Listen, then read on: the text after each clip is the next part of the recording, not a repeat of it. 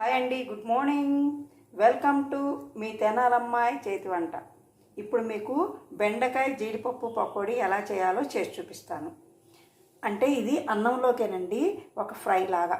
ఇప్పుడు కావలసిన పదార్థములు: బెండకాయలు ఈ విధంగా కోసుకోండి, ఇట్లా 4 పలకలుగా. తర్వాత బెండకాయ ముదిరినా బ్రహ్మచారి ముదిరినా పనికిరాడంటారు చూడండి. ఏ కూరలో కూడా బెండకాయ వేయాలనుకుంటే అది ముదిరితే పనికిరాదండి, ఏ కూరలోకి పనికిరాదు.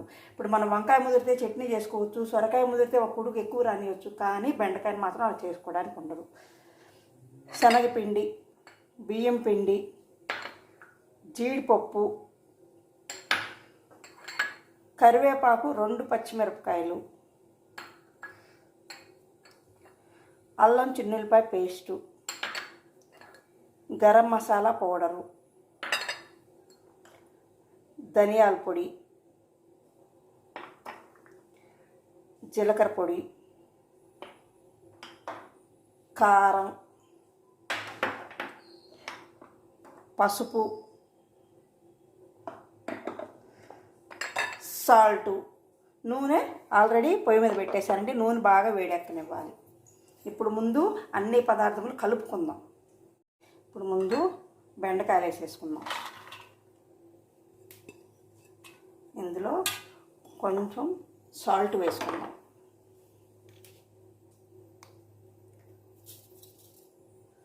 సాల్ట్ సరిపోయినంత వేసేసుకుందామండి.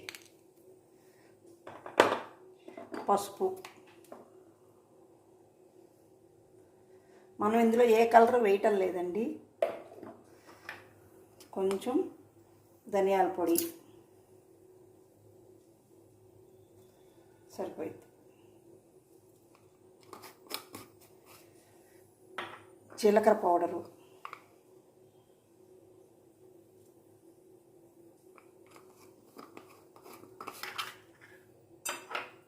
కారం సరిపడా,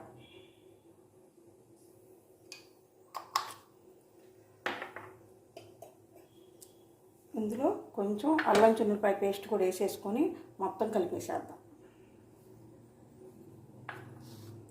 ఎందుకంటే ఈ ఉప్పులో కొంచెం నీరు వస్తుంది కదండి, అందుకని ముందు ఒకసారి కలుపుకొని అప్పుడు శనగపిండి వేసుకుంటే మనకి ఎంత నీరు పోయాలో తెలుస్తుంది. ముందే నీళ్లు పోసేస్తే నీరు ఎక్కువ అయిపోయింది కదండి. ఇందులో ఈ గరం మసాలా పౌడర్ కూడా వేసేసుకుందాం.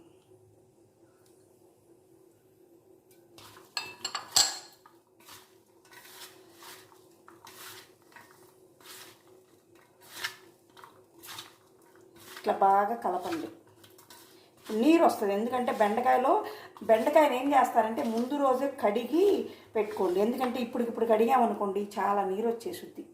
ఇప్పుడు ఇందులో కొంచెం శనగపిండి వేసుకుందాం.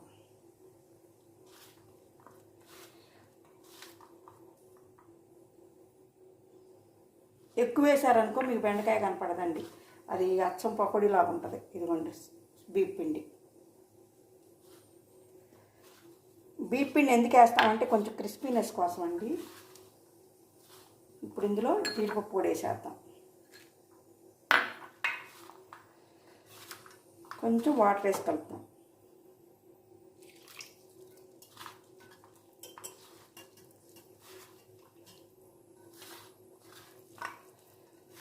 ఒకవేళ తడి ఎక్కువ అయితే కొంచెం శనగపిండి కలుపుకోండి, కానీ అది పనిగా మాత్రం పోసుకోవద్దు.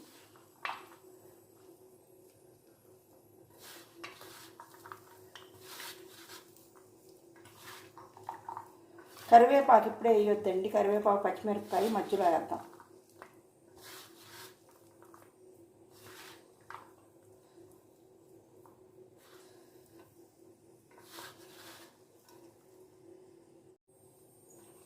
ఇదిగోండి ఇట్లాగే కలుపుకోండి. కనిపిస్తుందా?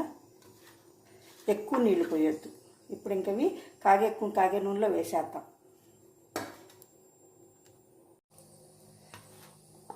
ఇట్లాగే పొడి పొడిగానే వేసేసుకోండి.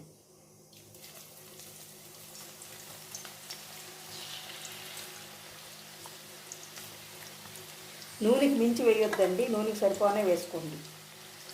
వీటిని ఎర్రగా కాగనిద్దాం.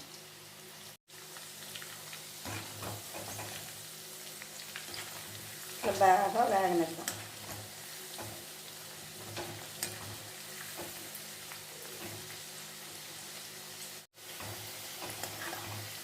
చూడండి ఇట్లాగే వేగనివ్వండి. బెండకాయ కూడా బాగా వేగిపోయింది. మీకు కావాలంటే ఇంకా మరి కాసిన జీడిపప్పు కూడా వేసుకోండి. ఇంకా కొంచెం సేపు వేగాలి. ఇంకొక చిట్కా అండి, మనకి ఎప్పుడైనా ఇవి వేగినాయో లేదో అని కొత్తగా నేర్చుకునే వాళ్ళకి డౌట్ వస్తే ఈ చిట్కా అనుకుద్దండి, అప్పుడు బాగా వేగిపోయినట్టు. చూడండి ఇందాక వేసినప్పుడు ఎలా ఉంది, ఇప్పుడు ఎలా ఉంది. ఇప్పుడు మామూలుగా అవుతుందంటే ఇవి వేగిపోయినాయి అని అర్థం. ఇప్పుడు ఇవి తీసేద్దాం.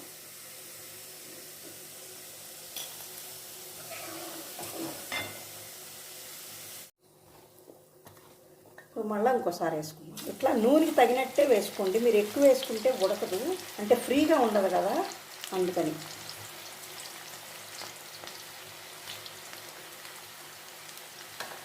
ఎర్రగా వేగించుకుందాం. ఇది వేగే లోపు మీకు ఒక చిట్కా చెప్తాను.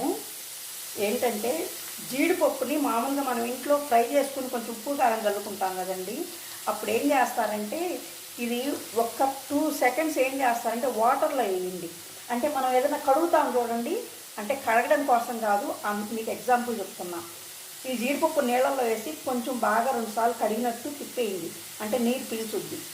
అప్పుడు తీసేసి నెయ్యిలో కానీ నూనెలో కానీ మామూలుగా మీరు డీప్ ఫ్రై కూడా చేయక్కర్లా, మామూలు ఫ్రై అయినా చేసుకొని పైన ఉప్పు కారం చల్లుకోండి. చల్లుకునే ముందే మీకు కలర్ తెలిసిపోయింది, ఎందుకంటే మీరు నీళ్ళలో వేసి తీసినవి బాగా క్రిస్పీగా ఉంటాయి.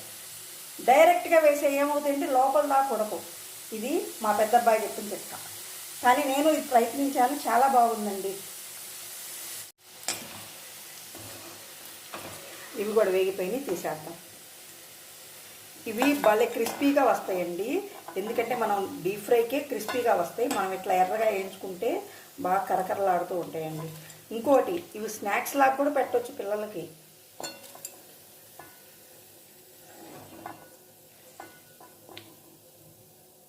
ఇప్పుడు ఇందులో కొంచెం కారం అవి కలుపుకుంటాం కదా, అవి కలపకుండా పిల్లలకి పెట్టేస్తే కూడా వాళ్ళు తినేస్తారు. బెండకాయ మంచిదే కదండి, బెండకాయ మంచిదే, జీడిపప్పు మంచిదే. మనం దీంట్లో శనగపిండి అవేమి ఎక్కువ వేయటం లేదు, చాలా తక్కువ వేస్తున్నాము. పిల్లలు కొత్తగా నేర్చుకునే వాళ్ళు చూడండి, ఇవి చిన్న చిన్నగా సింపుల్ వంటలమ్మా, ఇవి కష్టమైన వంటలు కాదు, అందుకనే నేను దీన్ని చెప్తున్నా. అంటే పెద్దవాళ్ళు కూడా చూస్తారు, కాకపోతే పిల్లలకి ఇప్పుడిప్పుడే నేర్చుకుంటారు కదండి, వాళ్ళైతే ఇట్లా సింపుల్గా చేసే వంటలు, ఇట్లా డీప్ ఫ్రైలు ఇష్టపడతారు కాబట్టి చెబుతున్నాం. ఇప్పుడు మనం వేయగానే నూనె చూడు ఎట్లా కాగుతుందండి. ఇదే కొంచెం వేగిపోయిందనుకో ఇట్లా ఉండదు, అదే మనకు డిఫరెన్స్. ఇప్పుడు ఇది వేగిపోతుంది కదండి, 3 భాగాలు వేగిపోయింది. ఇప్పుడు ఇందులో లాస్ట్ ఫైనల్ రౌండ్ కాబట్టి పచ్చిమిర్చి వేసేద్దాం. అలా సపరేట్గా ఏం వేయించుకోక్కర్లేదండి, ఇప్పుడు వేగిపోతాయి. ఇవి ముందే వేస్తే మాడిపోతాయండి, అందుకని. ఇప్పుడు ఇందులో ఈ కరివేపాకు కూడా వేసేద్దాం, ఎందుకంటే ఫైనల్ రౌండ్ కదండి, ఇంకేం మనం చేయక్కర్లా, విడివిడిగా వేయించుకోక్కర్లా, అన్నీ కలిపి అయిపోతాయి.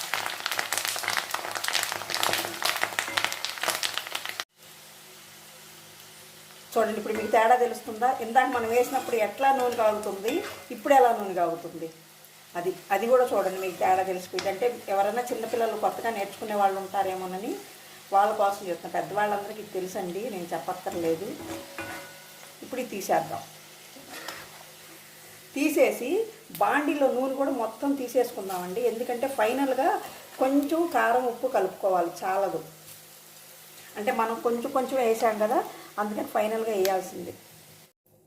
చూడండి ఎట్లా ఉట్టి బాండి పెట్టుకున్నాం కదా, ఇప్పుడు ఇందులో ఈ పకోడీలు అంటే బెండకాయ కూర వేసేద్దాం. బెండకాయ ఫ్రై వేసేసి కొంచెం కారం, మీ దగ్గర సంబార్ కారం అంటే నేను చెప్పాను చూడండి అప్పుడు మసాలా కారం అని, అది లేదనుకుంటే మామూలు కారం వేసుకోండి. నేనైతే కొంచెం మసాలా కారమే వేస్తున్నా. మసాలా కారం అంటే ఏమీ లేదండి, ఇందులో ధనియాలు, చెన్నుల్లిపాయలు, మెంతులు, జీలకర్ర వేయించి, ఎండుమిరపకాయలు, ఉప్పు అన్నీ కలిపి వేయించి ఆరబెట్టుకొని పొడి చేసుకుంది, అంతే. ఒకవేళ మీకు ఇది లేకపోతే మామూలు కారం వేసుకోండి, ఎందుకంటే దీంట్లో ఉప్పు ఉంటుంది కాబట్టి చూసి వేసుకోవాలి. ఇప్పుడు కలిపేసేసి మనం సర్వింగ్ డిష్లో తీసేసుకోవటమే. చూడండి ఎట్లా గలగలమంటుందా.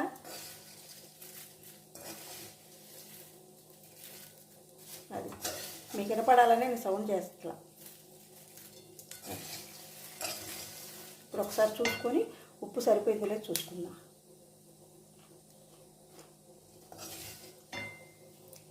అయినా కొంచెం ఉప్పు పడుతుందండి.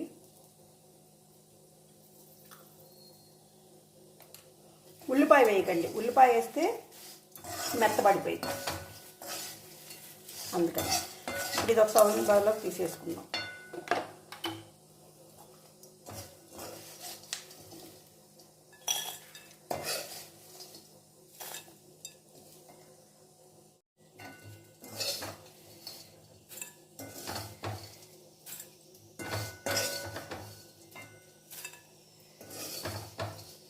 చూడండి, అక్కడక్కడ జీడిపప్పు, ఒక్కొక్కటేమో బెండకాయతో ఉన్నాయి, ఒక్కొక్కటేమో విడిగా ఉంది, అన్ని రకాలుగా ఉన్నాయి.